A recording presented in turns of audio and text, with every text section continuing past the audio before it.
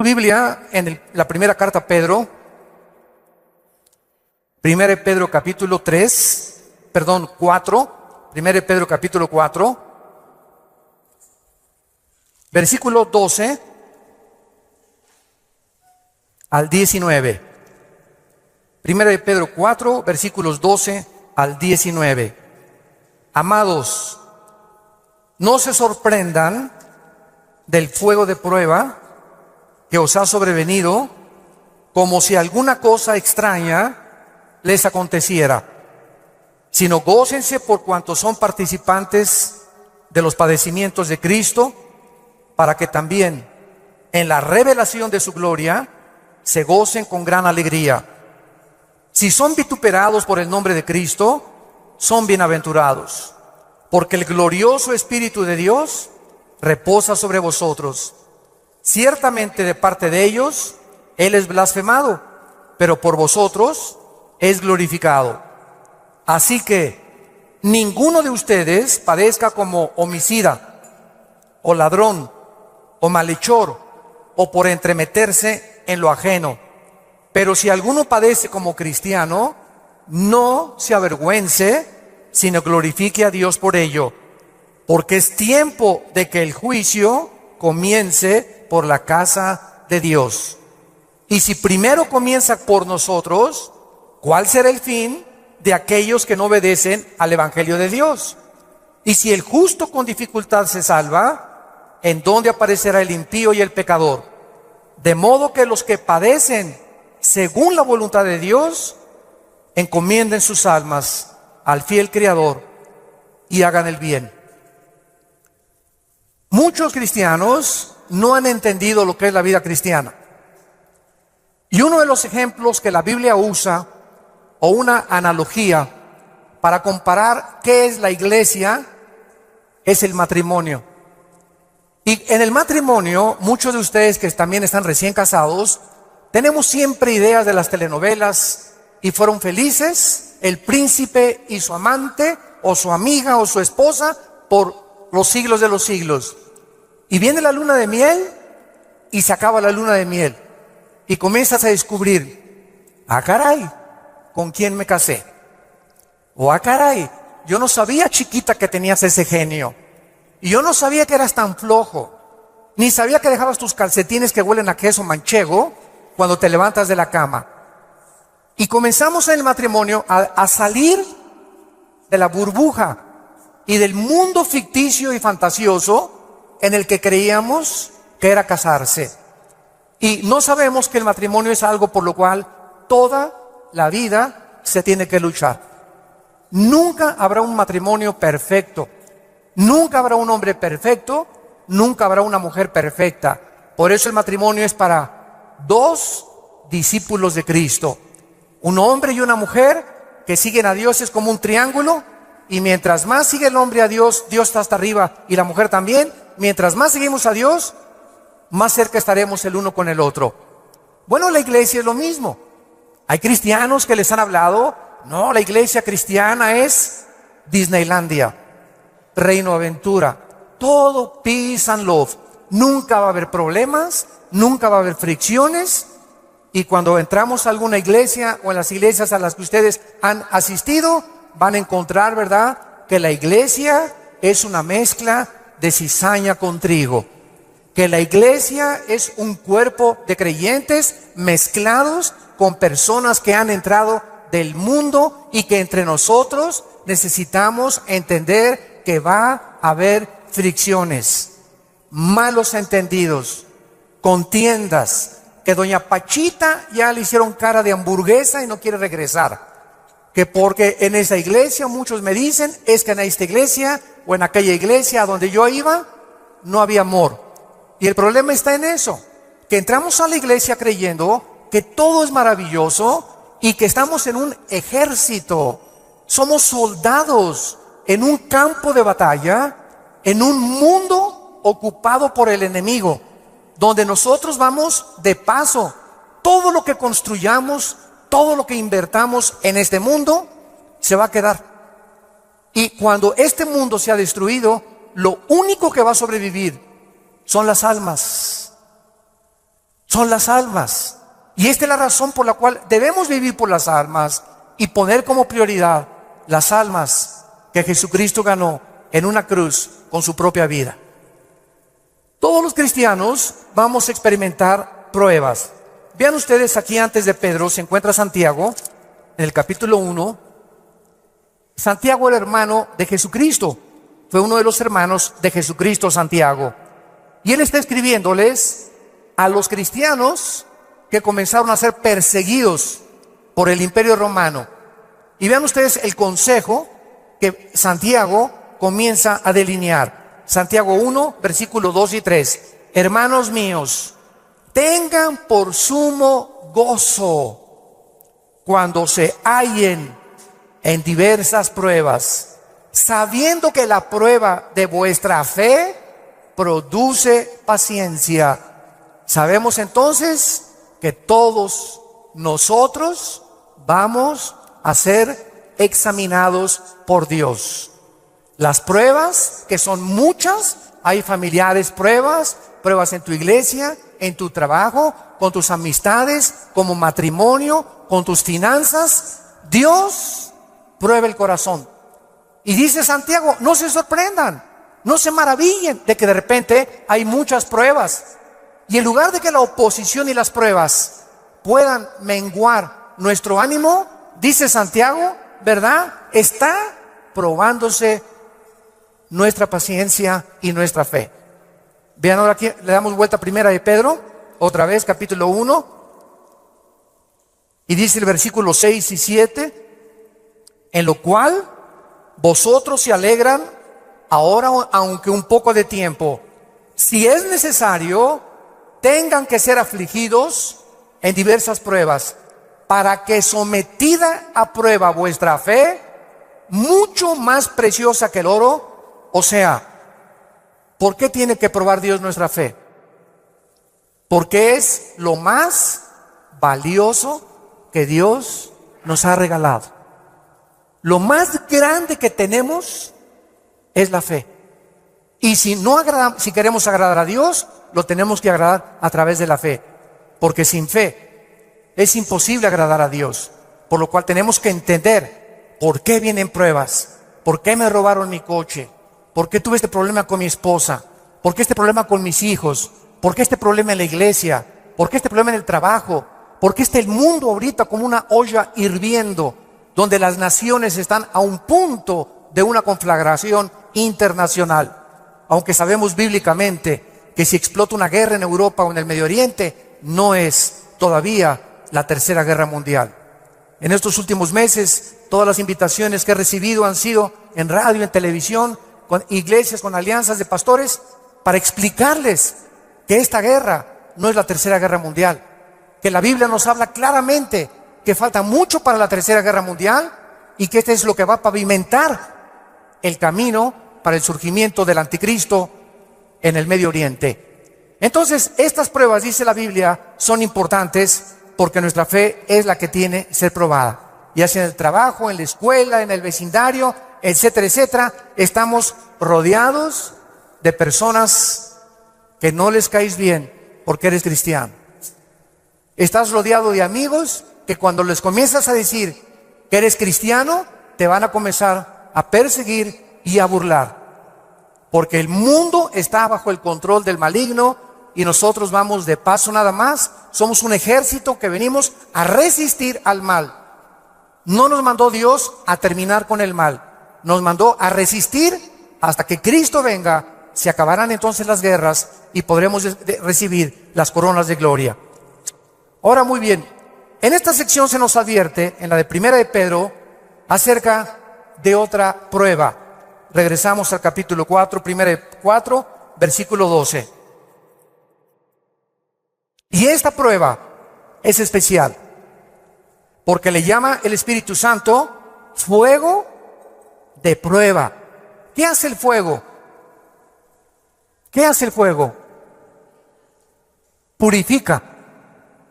El fuego purifica y saca el verdadero valor.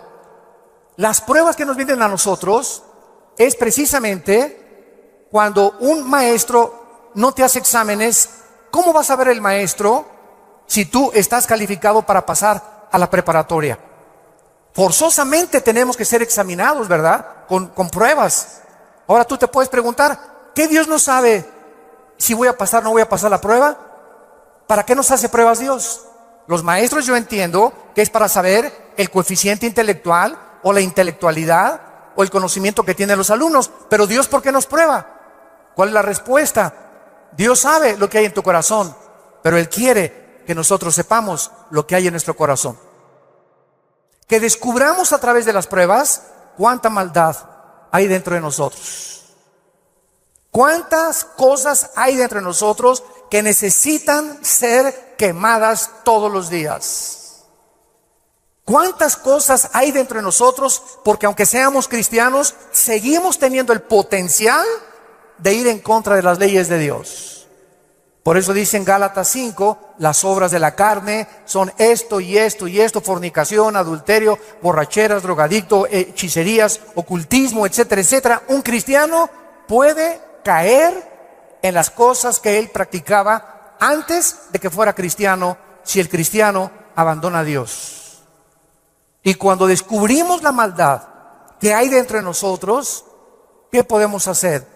Gritar como Pablo en Romanos 7, miserable de mí, en mí no mora el bien que quiero hacer no lo hago, lo que no quiero hacer eso hago.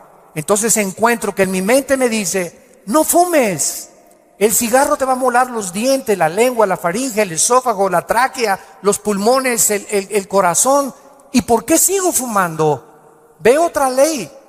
Mi mente me dice, estás mal, pero mi corazón me dice, hazlo. Y mi carne le gana a mi razonamiento. Entonces Pablo dice, miserable de mí, y dichosos los que han descubierto esto. Oh Dios mío, ¿por qué volví otra vez a prender el canal de la pornografía? Yo no quería ver esa pornografía. ¿Por qué caí ayer con mis amigos y me emborraché la semana pasada? Soy cristiano, ¿por qué lo hice?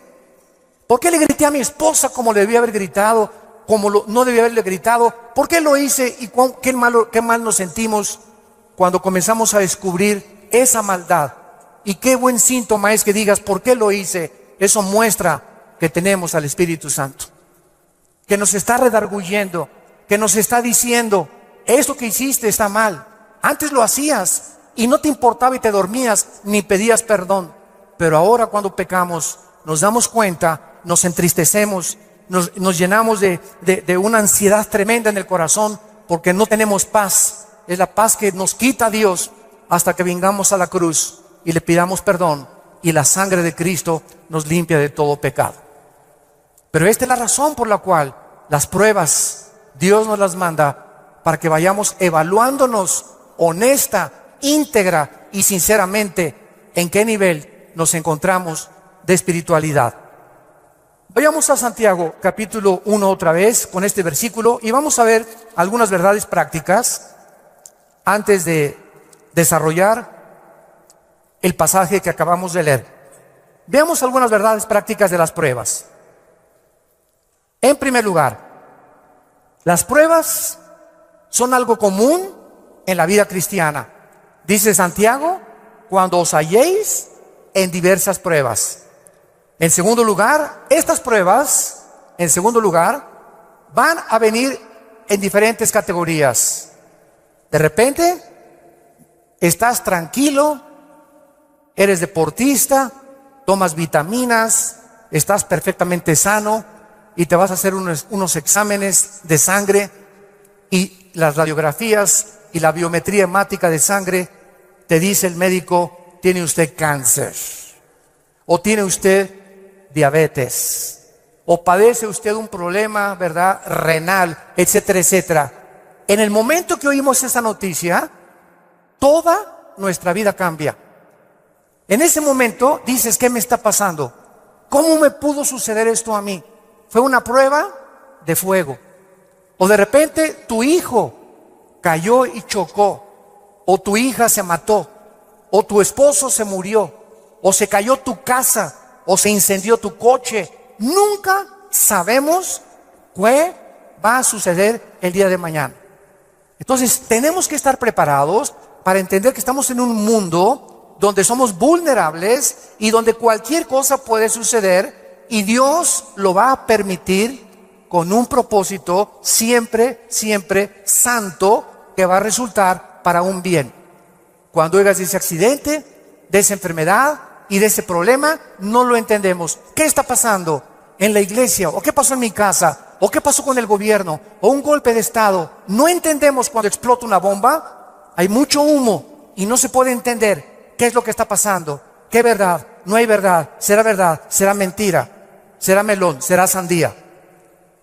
Y no es hasta que el humo se va, pasan una semana o 2 semanas, cuando comienzas a ver y a entender. Si tú en esa prueba, escúchame muy bien, durante esa prueba que estás atravesando, no te sueltas, pase lo que pase en tu vida.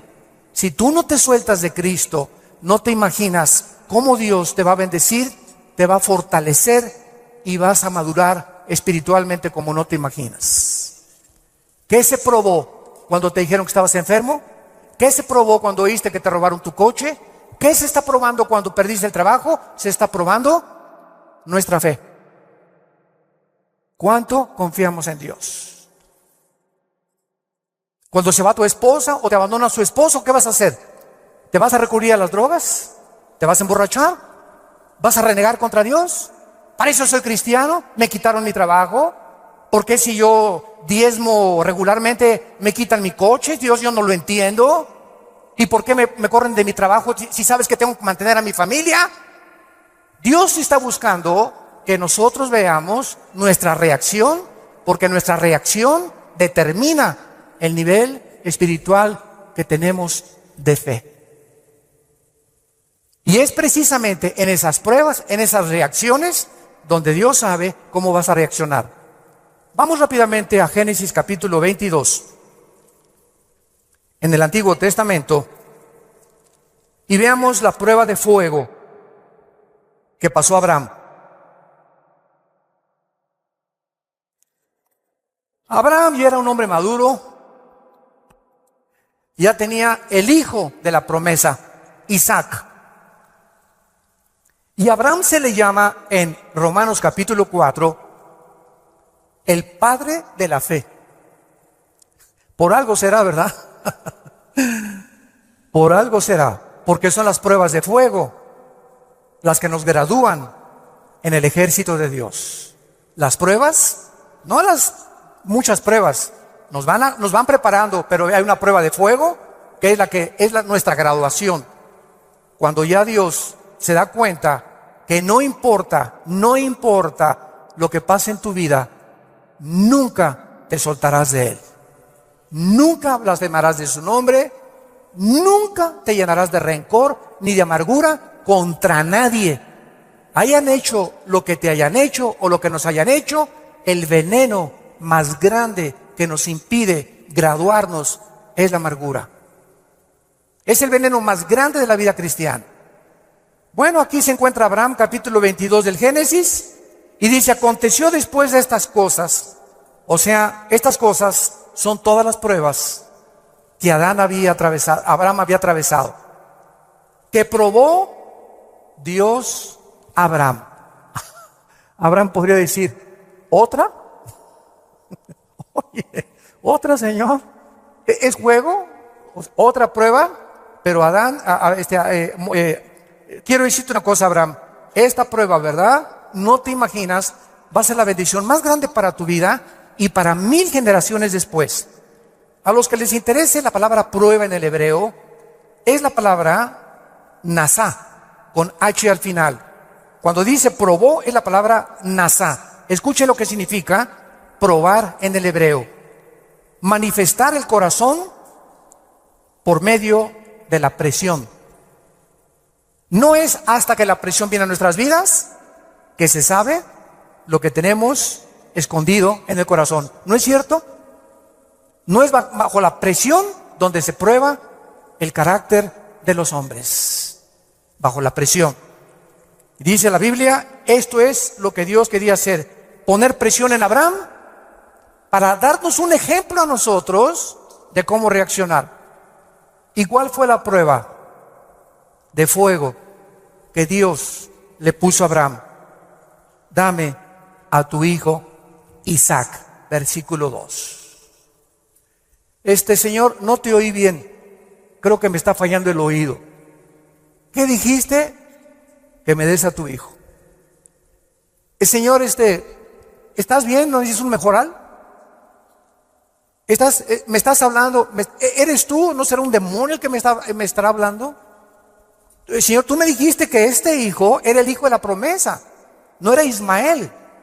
Tú me prometiste que era Isaac, y la semilla de Isaac, el esperma de Isaac, la descendencia de Isaac, donde el Mesías, el Salvador que has prometido, iba a venir. ¿Cómo me lo pides? ¿Y cuál es la respuesta de Isaías 55, 8 y 9? Mis pensamientos no son vuestros pensamientos, y mis caminos no son vuestros caminos, ovejas santas, amadas de Dios. Así como los cielos son más altos que la tierra, y mis pensamientos más altos que ustedes, así es como yo tengo que pensar para que ustedes comiencen a entender que yo no pienso como ustedes, y que la fe es mantenerte de pie y seguir creyendo aunque no haya explicación inmediata. Señor, no entiendo qué pasó con mi casa, no entiendo por qué perdí el trabajo, no entiendo lo que está pasando, no entiendo esto, no entiendo aquello, pero como dijo Job, aunque tú me matares, seguiré confiando en ti. Y seguiré esperando y sabiendo que cuando se disipe el humo y entienda tus caminos, tienes algo mejor para mi vida. Esa es la fe. ¿Y qué hizo Abraham? No abrió la boca, no discutió. No vemos aquí que se puso al brinco con Dios. Abraham, Isaac, ven hijo mío. Muchachos, los siervos de Abraham, traigan la leña. Y entonces los dejó ahí en el monte a los siervos, y agarró a Isaac y comenzaron a subir al monte Moriah. Escuchen, el monte Moriah fue donde Dios no perdonó a su hijo. Dios perdonó a Isaac, pero Dios no perdonó en el mismo monte a su hijo Jesucristo 4000 años después. Y cuando iban camino al monte, le dice Isaac a Abraham: Padre, ¿dónde está el sacrificio? Y Abraham no le dice nada. Dios proveerá. Y entonces se acuesta Isaac y lo amarra a Abraham, y cuando levanta la mano, dice el versículo 10 y el versículo 11: y extendió Abraham su mano y tomó el cuchillo para degollar a su hijo. Entonces el ángel de Jehová le dio voces desde el cielo y dijo: Abraham, Abraham. Y él respondió: heme aquí. Y dijo: no extiendas tu mano sobre el muchacho, ni le hagas nada, porque ya conozco que temes a Dios, por cuanto no me rehusaste darme a tu hijo. Dios, síganme con cuidado, no estaba buscando el sacrificio de Isaac. Dios estaba buscando el sacrificio de las emociones y los sentimientos de Abraham.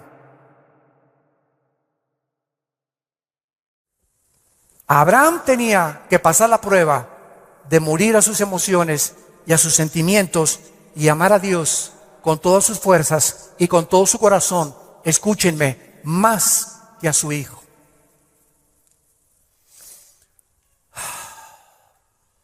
En el Nuevo Testamento se acercaron a Cristo, se los voy a explicar con más detalles, y le dijeron: ¿cuál es el más grande mandamiento?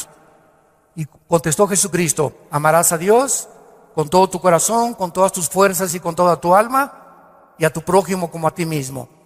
Muy bien, hace algunos años yo le pregunté a Dios, porque alguien, ¿verdad?, me metió una idea satánica, un ateo, en un hotel, me acuerdo, que se acercó y me dice: oiga, señor Alducin, el Dios que ustedes adoran es un misógeno, es un ególatra, es un Dios que solamente busca a Él, que nada más dice: ámame a mí con todo tu corazón, más que a tu esposa, más que a tus hijos. ¿Cómo puede ser esto posible?, me dijo este ateo. ¿Cómo puede usted reconciliar a un Dios que nos diga que lo amemos más a Él que a la propia familia? Y entonces me fui muy confundido. Me comenzó a dar vuelta, porque en ese momento me quedé así, ¿verdad? Le dije, ¿sabe una cosa? Voy a orar y le prometo que voy a buscar una respuesta de Dios. Nadie me había hecho nunca ese ataque a mi fe. Entonces pasó como unas 2 semanas, me puse a orar, ayuné como 2 días buscando esta respuesta, y fue tan clara de parte de Dios. Y el Señor me mostró en la Biblia lo siguiente: mira, hijo, me dice Dios, cuando yo les pido a ustedes, ámenme con todo mi corazón y con toda mi mente, ¿saben por qué se los pido? Porque tu mamá, tu esposa y tus hijos y tu perro Fido y tu cotorro y lo que más amas en tu vida y tu jarrón chino y la casa que tienes y que la amas, todo lo vas a perder y al final de tu vida te vas a quedar solo. Todos nos quedamos solos al final de la vida. Los hijos se tienen que ir, si no se casan, se mueren, la esposa tiene que morir, él tiene que morir, escúchame muy bien. Y si tú tenías todos tus afectos en tu hijo que se fue, o en tu esposo que se fue, o en tu perro que te quitaron, cuando se vaya tu hijo, cuando te quiten a tu esposo, cuando te abandone tu mujer, te vas a hundir porque no tendrás las fuerzas de seguir viviendo. Pero cuando amas a Dios con todo tu corazón y con toda tu alma, y pierdes algo por acá, y pierdes algo por acá, y pierdes esto y por acá, ese amor que tú le tienes a Dios es el que nos sostendrá para seguir viviendo con Él, con las fuerzas de seguirlo amando. Denle gloria a Dios. Denle gloria.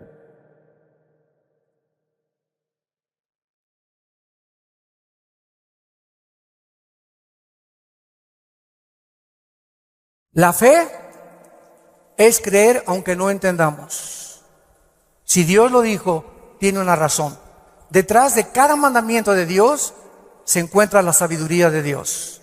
Cuando Dios le dice a los jóvenes, no forniquen ni tengan relaciones sexuales antes de casarse, gritan los jóvenes y protestan los jóvenes. ¿Nos quieres quitar la felicidad? ¿Qué tiene? ¿Así nos vamos a conocer mejor antes de casarnos? Pero detrás de esa prohibición que Dios tiene es el inmenso amor que Él nos dio desde la cruz. Por amor te lo digo, jovencita, te dice Dios, por amor que te tengo, joven que me escuchas. Tú no te imaginas las consecuencias de la fornicación. Vas a los 18, 19 años a ver crecer tu pancita, te vas a tener que salir de la escuela, él va a resultar con que no te quiere. Es increíble que por no haber puesto ustedes freno en sus relaciones meses antes, hayan ustedes acabado en un pecado que se llama la fornicación. Dios es sabio y nos dice a los casados, no cometerás adulterio. Dice Salomón en Proverbios 6, versículo 32, el que comete adulterio es falto de entendimiento, corrompe su alma el que tal hace. El que comete adulterio echa a perder su matrimonio, sus hijos, los celos, la infidelidad, que tarda años en poder levantarse. ¿Y todo por qué? Por tu ego, por tu orgullo, por tu vanidad de querer irte con una muchacha más joven o con otro hombre sin tomar en cuenta a tu propia familia. Es el ego siempre el enemigo de nuestro Dios. Dios sabe por qué nos da las provisiones que nos da, porque nos ama y quiere lo mejor para nuestra vida. Y finalmente aquí en estas verdades prácticas en Santiago encontramos también, ¿verdad?, que las pruebas prueban la fe que tenemos y la fe nos muestra cuánto confiamos en Dios. Dice en el Salmo capítulo 11, versículo 1 y 2. En Jehová he confiado. ¿Cómo decís a mi alma que escape al monte cual ave? Porque aquí los malos tienden el arco, disponen sus saetas sobre la cuerda para asaetear en oculto a los rectos de corazón. Si hubo un hombre perseguido, calumniado, vituperado, despreciado entre los héroes de Dios, fue el rey David. A los 17, 18 años lo ungen, Samuel, tú vas a ser rey de Israel. Ah, dice David, qué suave. Bueno, pasaron casi 12 años, vean esto, desde que lo ungen con sus hermanos, pasaron 12 años, hasta los 30 años de edad, 12 años, de pruebas. El hombre que Dios había escogido para sentarlo en el trono de Israel tenía que ser probado. Y tenía que ser probado en la amargura, en el rencor, en la confianza en Dios, en saber que no importa, aunque me rodee un ejército y aunque tenga las miles de amenazas, Dios es mi salvación, mi fortaleza y mi luz. ¿De quién temeré? Dice el Salmo 27. ¿De quién temeré? Es el temor dentro de nosotros lo que nos impide confiar en Dios. Ay, tengo temor que si me entrego a Dios me va a pasar esto. O tengo temor que si hago estas cosas me va a pasar aquello. Ese temor lo tienes que vencer, porque Dios no nos ha dado espíritu de temor, sino de valor, de poder y de amor propio.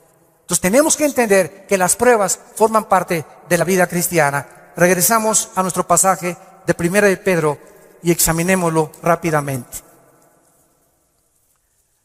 Dice nuestro pasaje: no se sorprendan, amados, del fuego de prueba que os ha sobrevenido, como si alguna cosa extraña aconteciera. Número 1,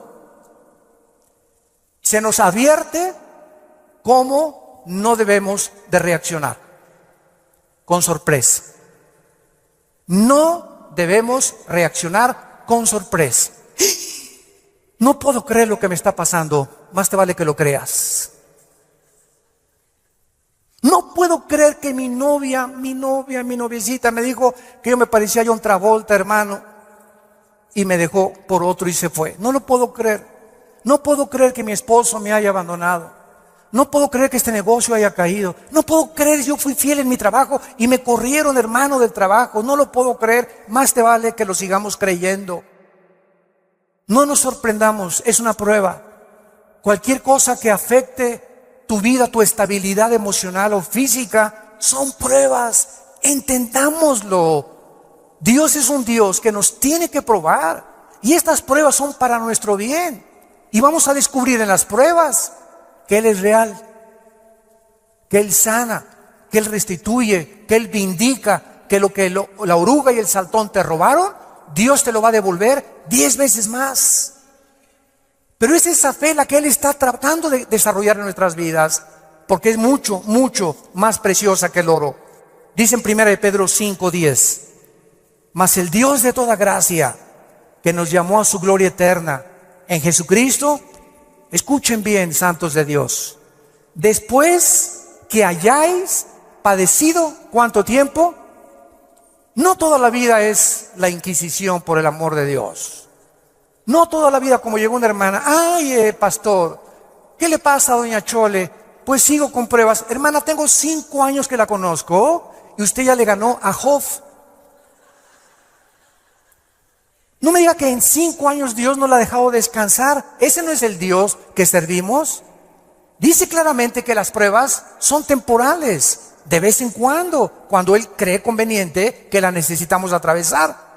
Después que hayáis padecido un poco de tiempo, vean ustedes el propósito: Él mismo os perfeccione, afirme, fortalezca y establezca después de las pruebas.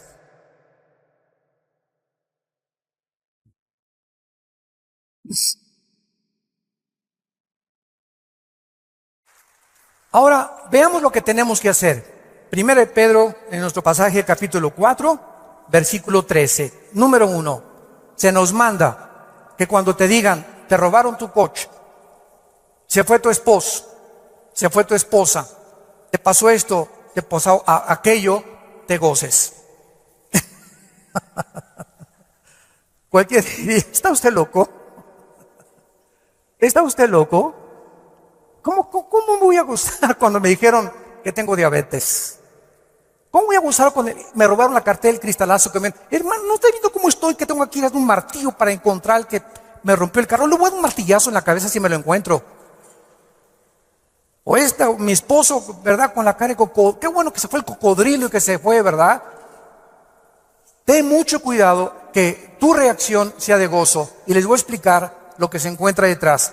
Cuando Job llegaron y le dijeron: quemaron tu rancho, tus camellos, tus ovejas, tus vacas y tus hijos.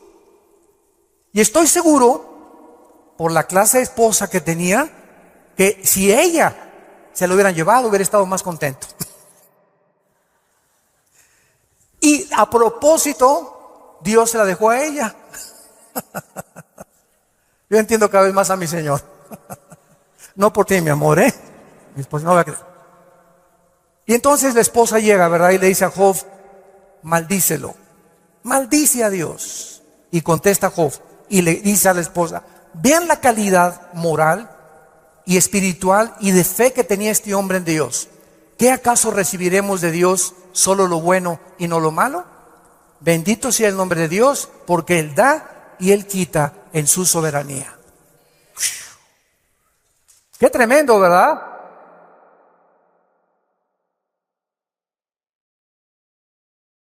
Qué tremendo. Entonces, en ese momento, cuando somos asaltados por dudas y malas noticias, en otras palabras, porque son malas noticias, en ese momento tengamos mucho cuidado de no permitirle a nuestro corazón que nos gobierne la lengua, porque de la abundancia del corazón habla la boca. Entonces, en lugar de proferir maldiciones o acusaciones, o eres tú Dios, o compartirlo con otras personas, híncate.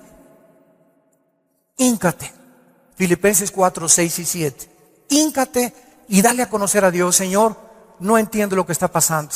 No entiendo por qué me pasó esto. ¿Por qué esta enfermedad? Oh Dios, no entiendo, pero quiero seguir confiando en ti. Solo te pido que mientras esto pasa y no lo entiendas, me fortalezcas y me muestres la razón para que yo pueda seguir bendiciéndote y adorándote. Es el tiempo más difícil de nuestra vida cuando no entendemos lo que está pasando. Vamos rápido a 2 Corintios capítulo 12. 2 Corintios capítulo 12 y veamos lo que le pasó al apóstol Pablo y la forma como él reaccionó. 2 Corintios 12.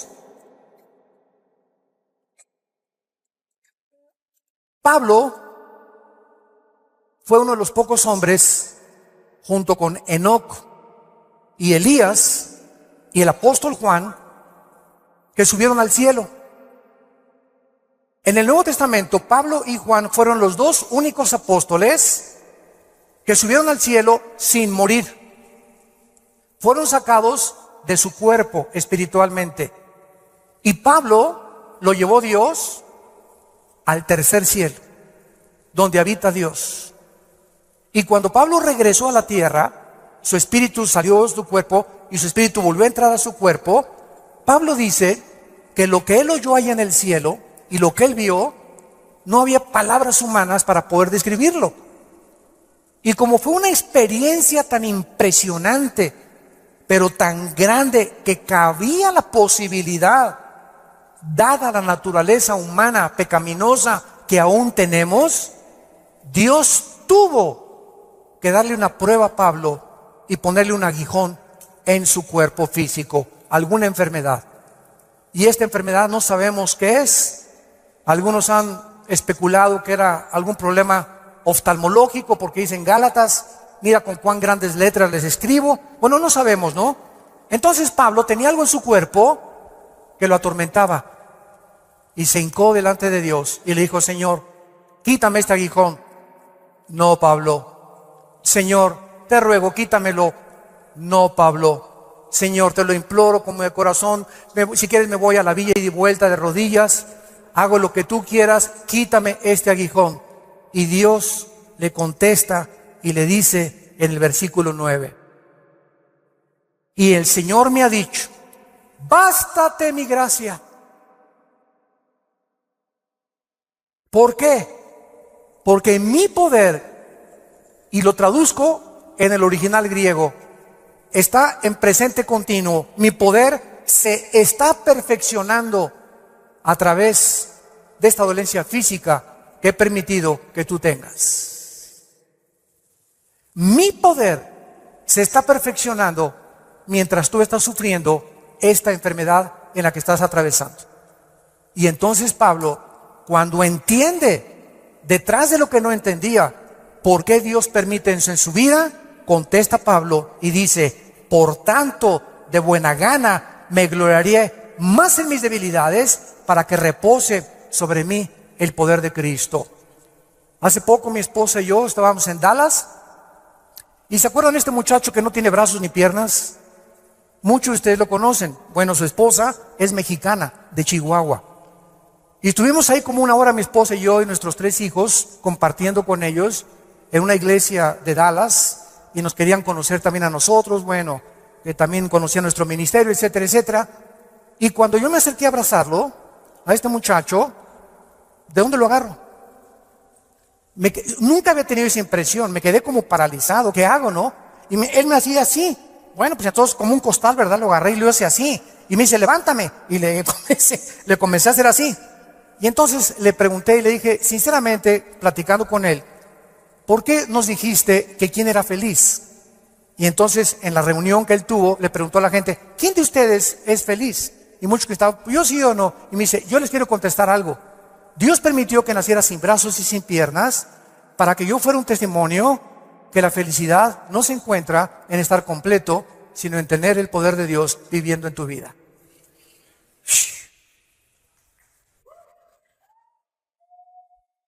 ¡Qué tremendo!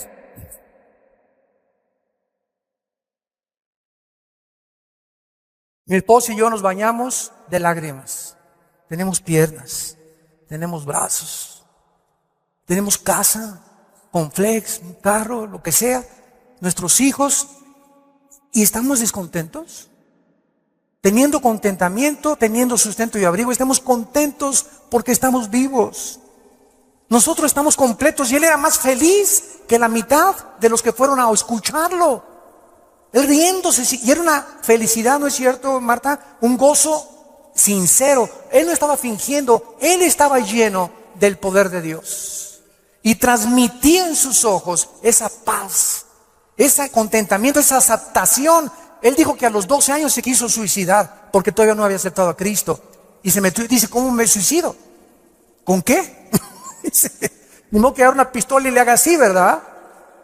Se metió a la tina del baño y con la boca abrió la llave y se quería morir ahogado.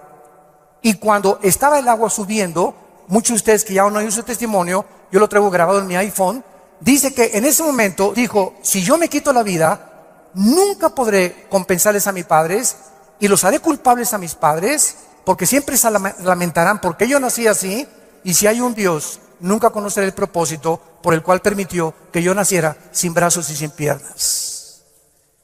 Y apagó la llave y le dijo, yo no entiendo, al año se convierte a Jesucristo. Y ha ganado millones de almas.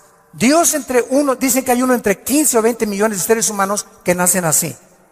A este muchacho Dios le escogió Dios para dar un mensaje al mundo. La felicidad no está en el dinero, ni en tener salud, ni en tener casa, ni en tener vehículos, sino si tú tienes a Jesucristo y la paz de Él que sobrepasa todo entendimiento.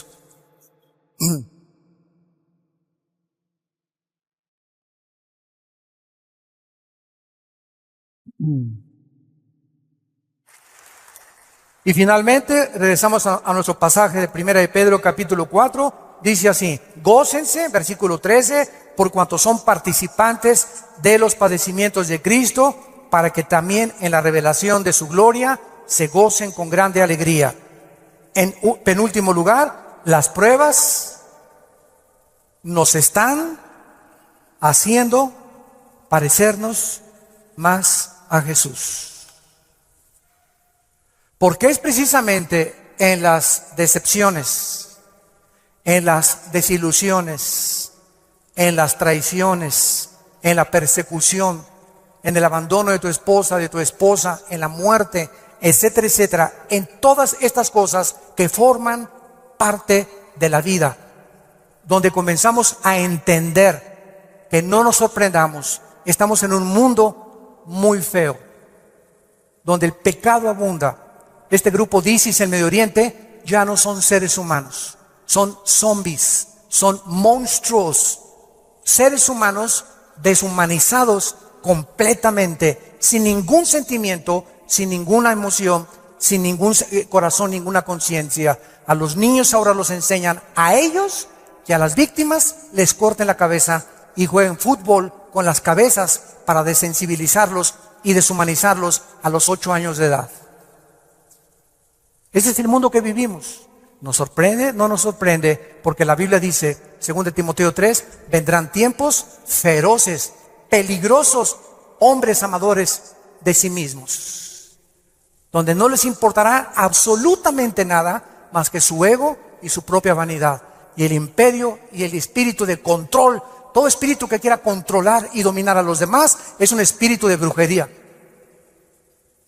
¿Se acuerdan a Cristo antes de morir?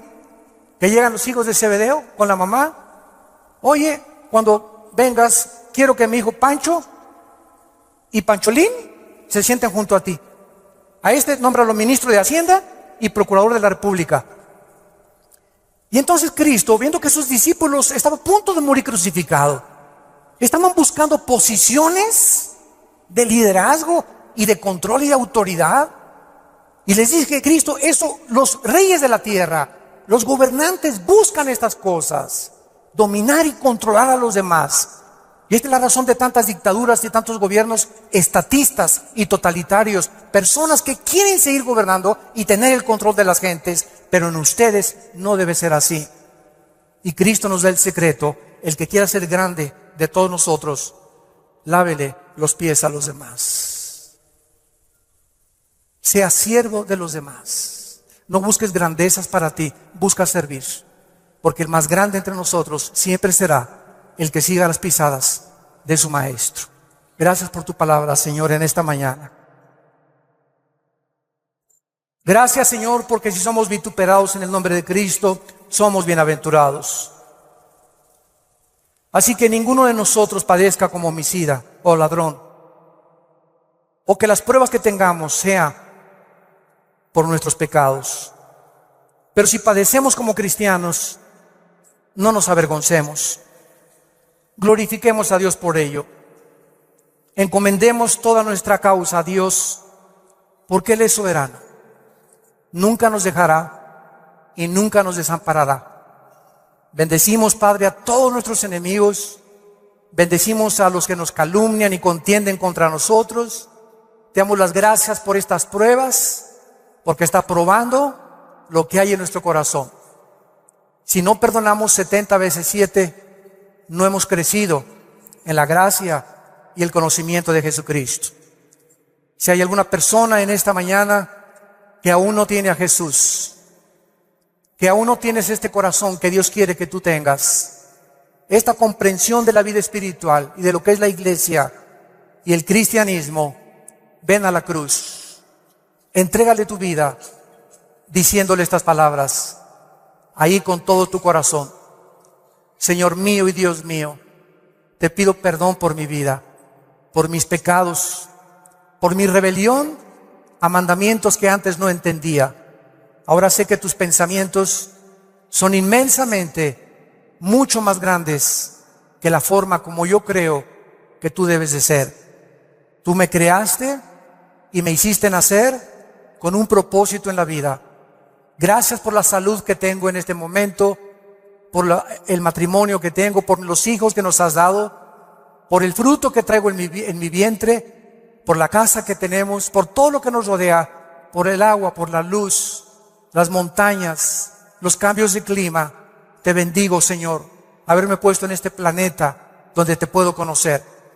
Creo que en la cruz pagaste con tu sangre por mi vida y mis pecados.